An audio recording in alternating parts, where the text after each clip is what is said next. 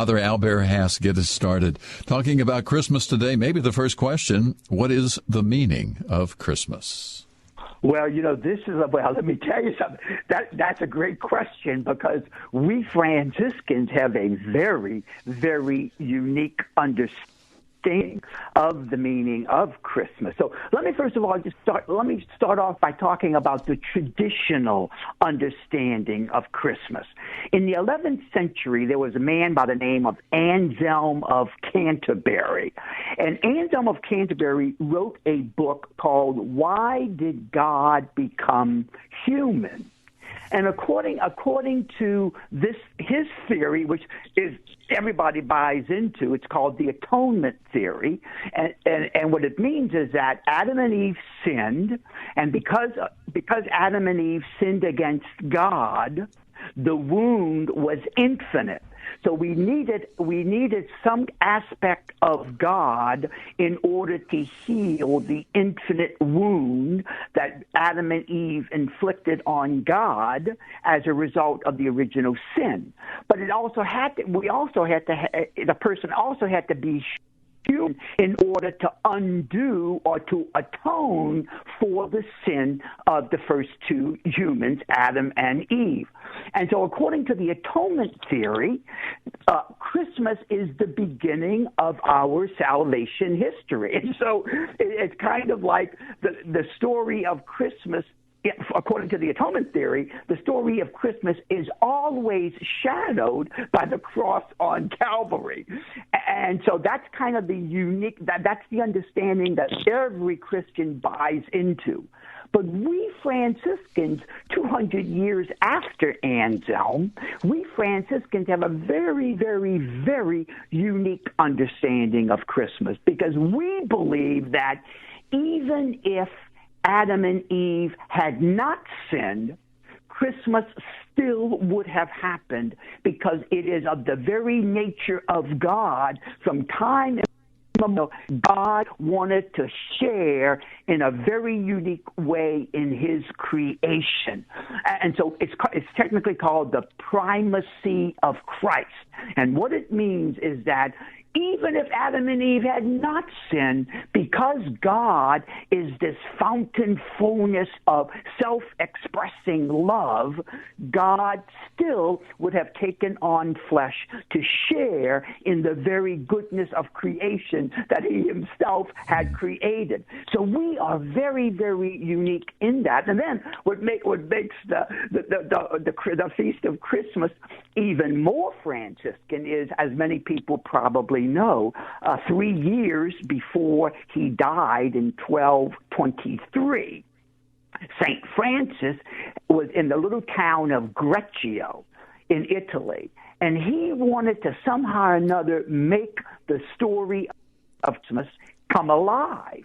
And so he brought in some shepherds, he brought some sheep into the church, and he made what is basically the very first crib scene. So that whole tradition that we have of putting up a creche under our Christmas tree, that goes all the way back to St. Francis. And so that gives the Feast of Christmas an even more Franciscan influence. And then what I find so fascinating, Chuck, and a lot of people just aren't aware of this, is that, as Franciscans, and what Francis emphasized so much in the incarnation of the story of Christmas, Francis sees there the humility and the poverty of God, that God comes to us in living flesh. And so it shows his humility.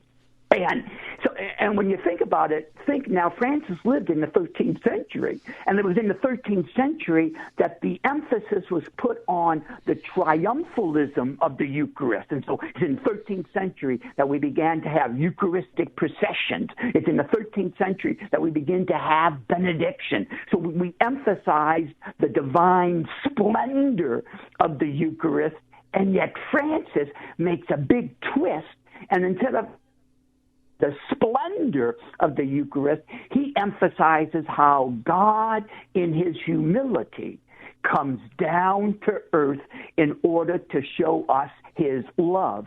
And then what Francis sees is in every Christmas, Francis says what happened at Christmas occurs also every day on the altar, that God in his humility comes to us under the form of bread and wine.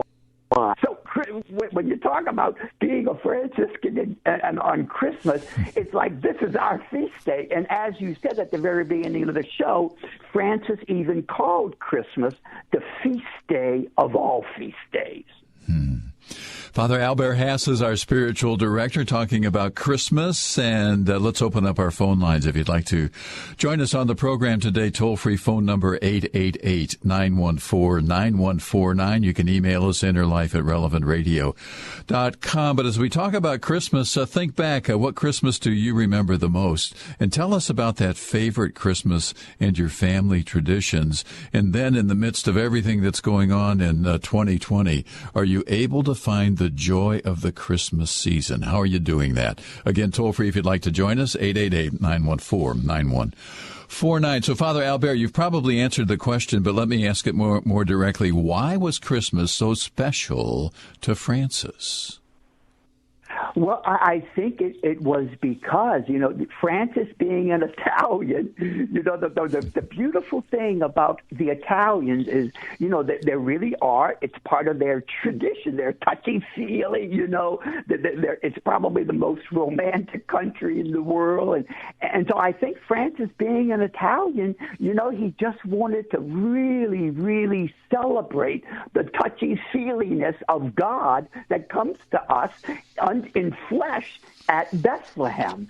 And so I think that's probably why it meant so much to him. And, so much of Francis's spirituality was centered around poverty and humility. And, of course, he has this great insight that went against his very times, that he sees the poverty and the humility of God in Bethlehem. Again, remember, it went against his time, because in his time, the whole idea of Christmas and the Eucharist, it was highlighting the triumphalism of God. And yet Francis sees there the humility and the poverty of God, almost like a shock, that God, the creator of the universe, would suddenly want to share in his very creation, and he does so in the form of a simple little babe.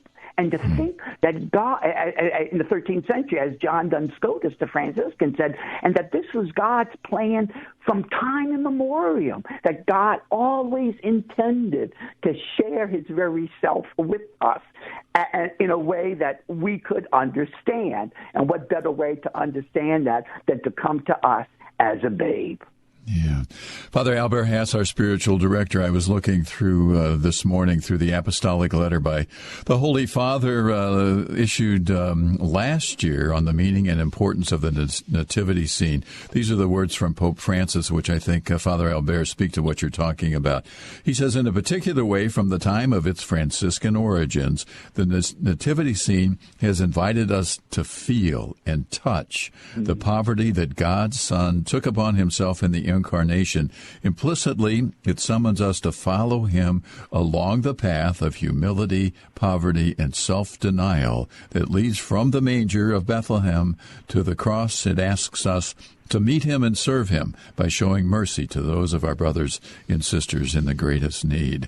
And I think when we contemplate on the nativity scene, the babe in the manger, we really can begin to experience the humility and the poverty of God, but in all of that, the great love that he has for us.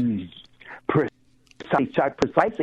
And, I think we have become so used to Christmas coming around every year on December 25th, that we also seem to forget the very shocking aspect of Christmas.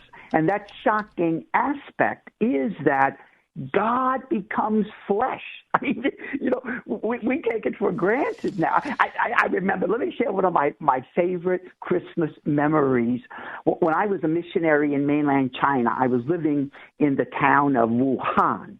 And every year, at Christmas, it's like every atheistic Chinese wants to become a Catholic on Christmas, and they all try to pack into a midnight mass. And so on Christmas, on the midnight mass, most Chinese churches, you have to get a ticket to get in, because that's how they make the Catholics get to celebrate this great feast. Anyway, so I had a ticket to go to the cathedral where the Franciscan Bishop Dong, was going to be celebrating the Christmas midnight mass. Now, this is my very first midnight mass in mainland China, and I still remember at the consecration of the bread and at the consecration of the wine, they let off firecrackers. And I'm thinking, and I mean, they jolted me out of the pew. And I'm thinking, my goodness gracious, they're trying to shock us into proclaiming the mystery of faith. Anyway, so after the mass, I went up to Bishop Dong and had a little chat with him. And I asked him, I said, Bishop, I said, tell me about the firecrackers. Why did you set off the firecrackers at the consecration? And he said, it's our way of always reminding everyone about the shock of Christmas, that God takes on human flesh. And I'll never forget that. And that memory has lasted with me. And oftentimes on Christmas Day, I just try to spend a little time in prayer reflecting on the shock of Christmas, that God in his infinite love shares himself in the poverty and humility of human flesh. Wow.